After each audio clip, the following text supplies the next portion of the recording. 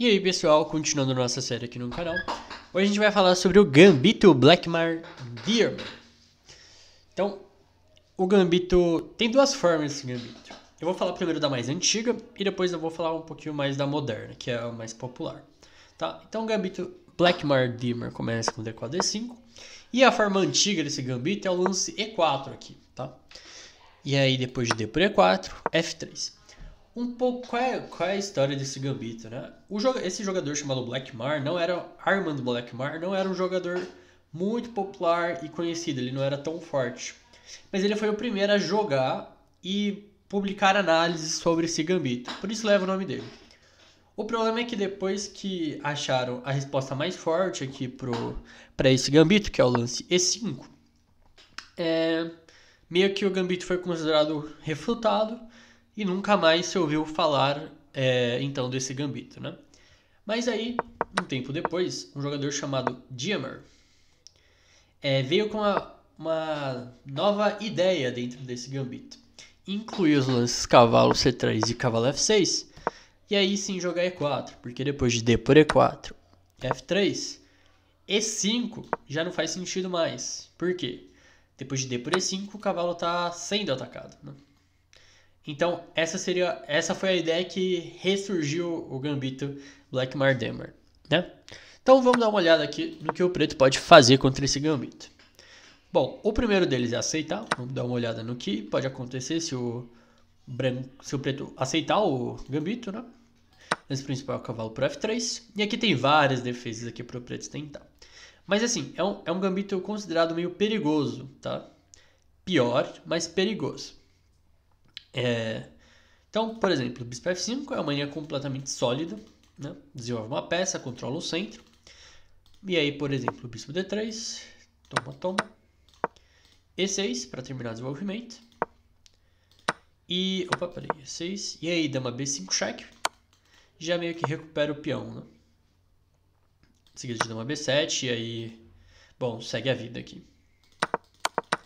Outra ideia para o preto seria o lance E6 direto, que é conhecido como defesa Eof. E a ideia é simplesmente jogar bispo E7 roque, cavalo de BD7 e jogar um C5 rápido aqui. Esse gambito é meio traiçoeiro, assim, porque de repente, deixa eu ver, bom, aqui por exemplo, então bispo E7, roque, ou bispo G5, cavalo de BD7, dama E2, e aí, por exemplo, se o preto joga um lance como roque, o branco tem a oportunidade de tanto rocar pequeno, tanto rocar grande e tacar as peças para cima do seu rei, né? Então, é um gambito que muita gente vai tentar jogar justamente por causa dessa coisa perigosa, né? Então, por exemplo, dama H4 aqui, as peças do branco estão todas apontadas para a ala do rei, né? E é muito fácil jogar de brancas aqui. Então, por exemplo, no nível até, sei lá, de 2000 assim de rating, vocês podem acabar encontrando esse gambito, tá? Então tem que tomar sempre cuidado. Outra defesa aqui é o lance G6, com a ideia de fianquetar o bispo. Outra ideia aqui é jogar o lance C6 também. Mas aqui, tipo, não sei exatamente qual seria a função exata do peão em C6. Tá? Acho que só principalmente defender as casas de B5 e D5. Mas não desenvolve nenhuma peça e o branco pode, acho que tem mais chance de desenvolver uma iniciativa por aqui. E bispo G4 também, que, bom, é que convida o lance H3, né? E aí, por exemplo, se você joga um lance como bispo H5, o branco pode acabar tomando a iniciativa aqui com esses lances. Ou aqui jogar com, tipo, bispo G2 primeiro, enfim. O preto não é obrigado a aceitar o gambito, né? Ele pode jogar outros lances aqui. C6 pode ser uma ideia para quando F toma E4, E5, contra-atacando no centro, que é sempre uma reação típica. Então, por exemplo, depois de D toma E5, dama toma D1. Se tomar de rei, cavalo G4, ameaça não tomar em E5 e o duplo em F2. E se tomar de cavalo, cavalo por E4. Outra ideia é bispo F5 para defender o peão G4, mas sempre tem que ficar de olho em umas ideias como G4 aqui. E aí bispo G6, G5. E aí depois de cavalo D5, cavalo por E4. Então esse é o tipo de posição que o gambito busca, né? Esse gambito no caso. Posições dinâmicas de ataque para tentar tirar o preto da zona de conforto. E por fim, a última ideia aqui, o lance E3, que é ele recusa o gambito. Não é particularmente tão bom contra as outras alternativas que a gente viu, mas acredito que seja o lance mais simples aqui. Devolve o peão, e aí, por exemplo, o bispo por E3, E6, e segue desenvolvendo normalmente, né? Porque agora o peão F3 atrapalha o próprio cavalo de entrar para a partida.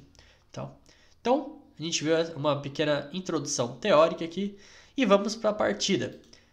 E só para eu vou mostrar essa partida só pelo fato de ilustrar uma coisa perigosa que tem nesse gambito Blackmar Diemer. Então pegamos a partida do próprio Diemer contra um cara chamado Halozar em 1934.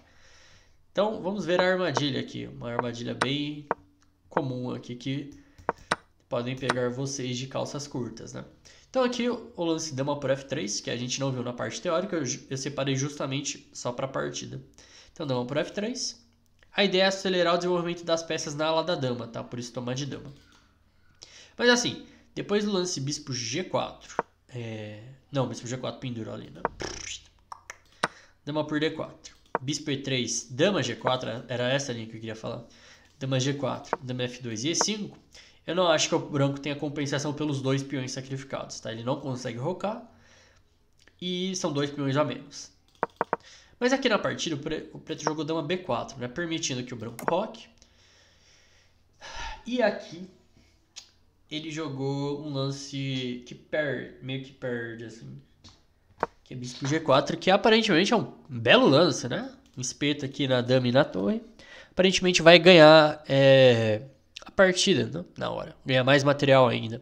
Só que aqui o Diemer jogou o cavalo B5. E essa é meio que a refutação do lance das pretas aqui. Porque não pode tomar a dama porque leva mate, né? Em C7.